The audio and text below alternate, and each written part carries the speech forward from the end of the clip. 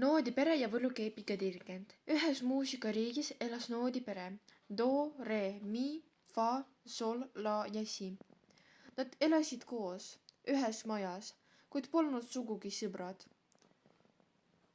Do kortsustas alati kolmu. Re tormas pidevalt kuhugi. Mi naeris teiste üle. Fa kurtis, et keegi ei kuula teda.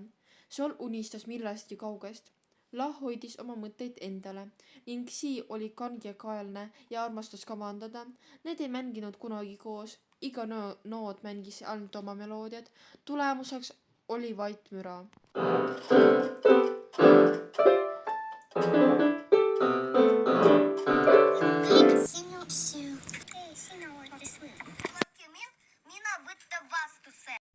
Nii kestis see pikalt, kuni ühel päeval astus pere juurde tark dirigent, vana võlur, kellel oli pikk võlukepp.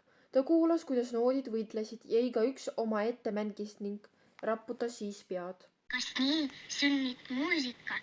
Üksit olete vaid heli, kuid koos võttes saada milliseks meloodiaks. Aga me oleme nii erinevad. See ongi saladus. Igaüks teist on eriline, kuid koos saate luua midagi imilist. Kas proovime? Ja, proovime! Alguses oli raske, kuid tasapisi hakkasid noodid üksteist kuulama. Kui meloodia vaikselt helisema hakkas, võttis Re selle üles ja lisas õrnust. Mi täitis meloodiat rõõmuga ning Do andis sellele rahu. Sol, la ja si täiendasid lugu nii kaunilt, et kogu muusikariik täitsus imeliste helidega. Jah, näete nüüd, kui imiliselt Sibrust kõlab. Sellest päevatest alates ei läinud noodid enam tülli. Nad mõistsid, et ainult üheskoos saavad nad luua tõelist meloodiat.